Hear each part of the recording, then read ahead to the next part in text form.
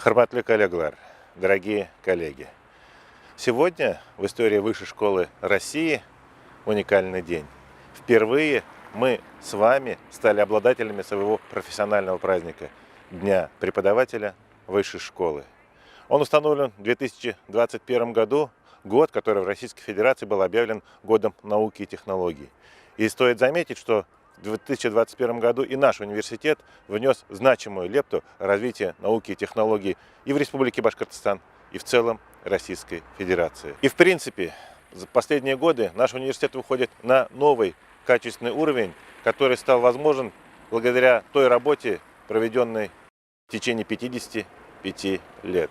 Наверное, не случайно, и это дополнительный подарок нашему университету, что впервые День педагогического работника Высшей школы будет отмечаться в преддверии 55-летнего юбилея Башкирского педагогического. Уважаемые коллеги, я искренне вас всех поздравляю, я желаю вам мира и добра, я желаю вам новых научных достижений, и я желаю лучших студентов, каждый год лучших студентов. Опять-таки, 19 ноября выбрано не случайно.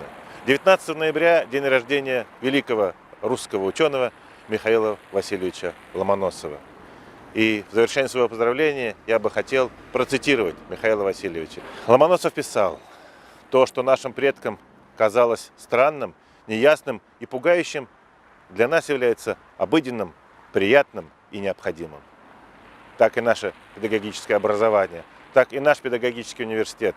Когда-то это были пугающие, неизведанные знания, а сегодня это вполне доступные, очень современные и, самое главное, необходимые для дальнейшего развития нашего общества. С праздником вас, дорогие коллеги! Байрам менен!